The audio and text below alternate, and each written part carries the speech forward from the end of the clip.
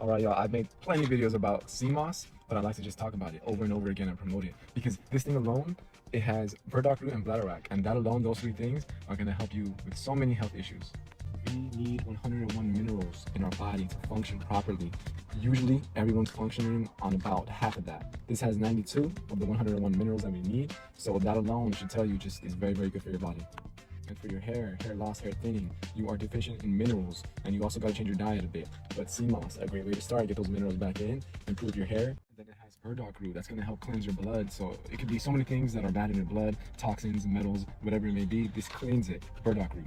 And bladderwrack, one more thing it has in here, that's gonna help your thyroid. And a lot of issues, a lot of us don't know this, but so many issues from lack of, able to lose weight, from hormonal imbalances, your thyroid just helps so many other things in your body function. So when you have hypothyroidism or your thyroid is just not functioning properly, a lot of other issues in your body arise. And like I said, this is gonna help with that, all right? So go and get some. All those things I just talked about is gonna help you just off of one supplement. Sea moss, but make sure it has bladderwrack and burdock root in it.